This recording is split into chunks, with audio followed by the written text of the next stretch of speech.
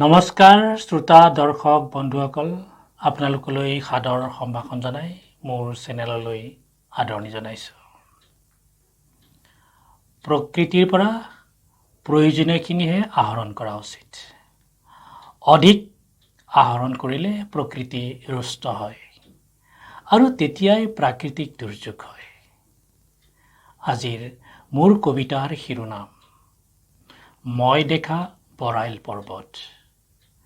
মই দেখা বৰাইল পৰ্বত। কবিতাটি পাঠ কৰি দিয়া হৈছে। হিমচেঁচা বতাহজাকে ভাঙি দিছিল মোৰ কেঁচা টোপনি। হিমচেঁচা বতাহজাকে ভাঙি দিছিল মোৰ কেঁচা টোপনি।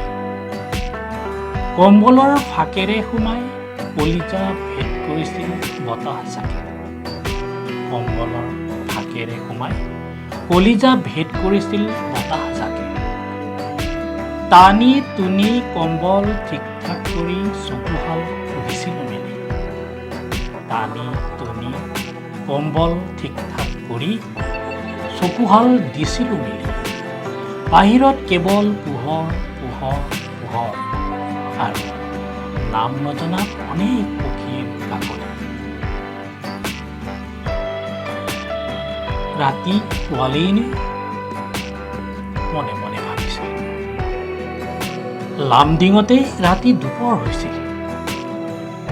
লামডিঙতেই ৰাতি দুপৰ হৈছিল। 84 জানুৱাৰী মাহৰ কোনোবা এটা সেমেকা সেমেকা ৰাতি শিলচৰ অভিমুখী বৰাকভেলী এক্সপ্ৰেছত মই এক অভিযাত্ৰী। শিলচৰ অভিমুখী বৰাকভেলী এক্সপ্ৰেছৰ মই এক অভিযাত্ৰী। সহযাত্ৰীৰ কাৰো সাৰ সুৰ নাই। সহযাত্ৰীৰ কাৰো সাৰ সুৰ নাই। অনুমান কৰিলোঁ ৰৈ আছে ৰেলগাড়ী। অনুমান কৰিলোঁ ৰৈ আছে ৰেলগাড়ী। ক'ত বা ৰৈ আছে, কিয় বা ৰৈ আছে? মনত ভাবৰ বুৰবুৰণি। এনেতে শুনিলোঁ জোতাৰ গিৰিপ গিৰিপ শব্দ। এনেতে শুনিলোঁ জোতাৰ গিৰিপ গিৰিপ শব্দ। শব্দটো আহি মোৰ বিচনাৰ কাষ পাইছিল। শব্দটো আহি মোৰ বিচনাৰ কাষ পাইছিল। এদল বন্দুকধাৰী টহলদাৰী চিপাহী। কিয় ৰৈ আছে ৰেলগাড়ী সুধিছিলোঁ মই। ৰাস্তাত এজাক বন গাহৰি। ৰাস্তাত এজাক বন গাহৰি। চিপাহীৰ উত্তৰ শুনি মই হাঁহিছিলোঁ। চিপাহীৰ উত্তৰ শুনি মই হাঁহিছিলোঁ। মোৰ বিশ্বাস হোৱা নাছিল, কিন্তু কথাটো সঁচা আছিল।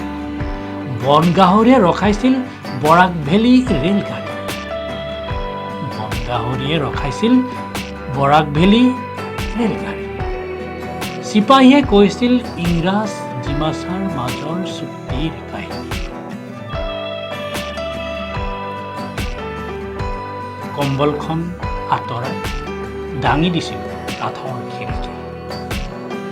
কম্বলখন আঁতৰাই দাঙি দিছিলোঁ কাঠৰ খিৰিকী। বাহিৰত দেখিলোঁ ঘন বাহনি। বাহিৰত দেখিলোঁ ঘন বাহনি। ইকৰা লতা আৰু গছ গছনি। শীতৰে সেমেকা সেমেকা পুৱাত ৰ'দৰ জিলিঙনি। শীতৰে সেমেকা সেমেকা পুৱাত ৰ'দৰ জিলিঙনি। কেৰেলোৱাৰ গতিৰে লাহে লাহে আগবাঢ়িছিল বৰাকভেলী। কেৰেলোৱাৰ গতিৰে লাহে লাহে আগবাঢ়িছিল বৰাকভেলী।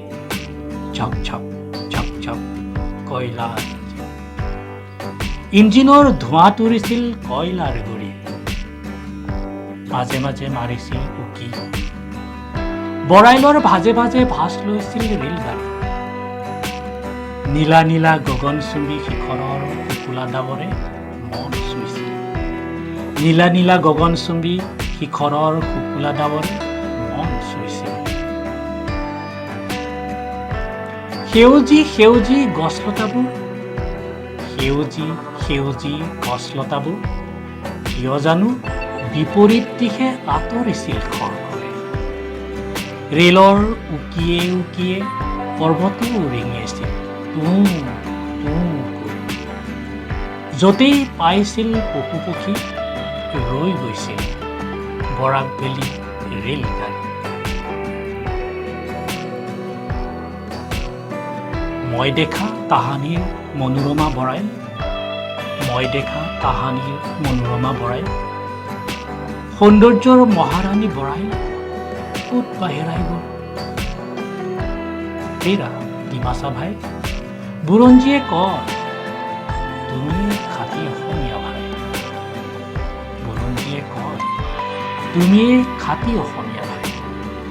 পাৰিবানে দিব ঘূৰাই, পাৰিবানে দিব ঘূৰাই মোৰ মনোৰমা বৰাইল। প্ৰিয় শ্ৰোতা দৰ্শক বন্ধুসকল, মোৰ এই কবিতাটি শেষলৈ চোৱাৰ বাবে আপোনাক আন্তৰিক ধন্যবাদ জনাইছোঁ। আগলৈ এনে কবিতা লৈ আপোনালোকৰ মাজলৈ আকৌ আহিম। আজিলৈ আপোনালোকৰ পৰা বিদায় লৈছোঁ। নমস্কাৰ, ধন্যবাদ।